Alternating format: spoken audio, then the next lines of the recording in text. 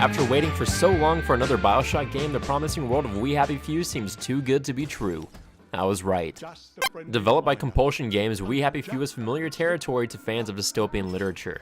The citizens of Wellington Wells pop their happiness pills, call joy like it's a rave in this groovy single-player action adventure. Oh, I must insist that you not traverse the beams of the joy detector without taking your joy, sir.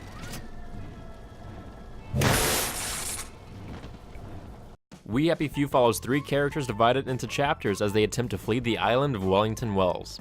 Seeing from the perspective of each character as you come across each other allows the game to flesh out the story, and you'll often come across areas that you've interacted with in previous acts.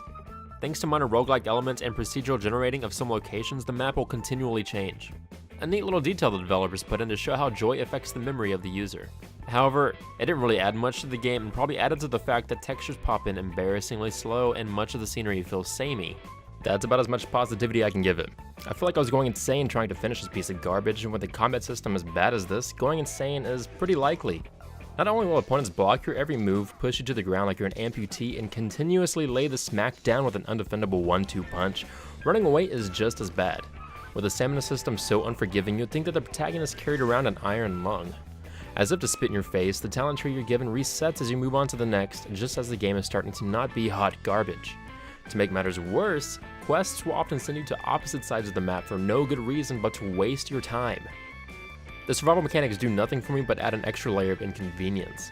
Eating, sleeping, those I can get behind. But now you have to care for a little zombie baby in addition to having to watch how much sugar you eat. Because, yep, you're diabetic, so if you eat too much sugar, you're gonna start dying. I didn't say Simon Says. Great stuff. Some of the voice acting is pretty bad, and the NPCs don't seem to know what f***ing planet they're on. Oh yeah, did I forget to mention there's no load button? That's right, they somehow managed to f*** that up too. Despite being in beta since early 2016, the game still seems incredibly underdeveloped. Seriously, who in charge decided that this was ready for a full release? No amount of joy could make me believe that this game was ready. The amount of times I found myself with a bug that halted my progress or produced an admittedly funny effect was far too often, which in itself is sad as I found more humor in the glitches than I did in the actual dialogue that was meant to be funny. While there is some fun to be had, and portions of the world can be rather charming, no amount of happiness-inducing pill popping will ever convince me to give this game a 5. We Happy Few gets a 2 out of 5.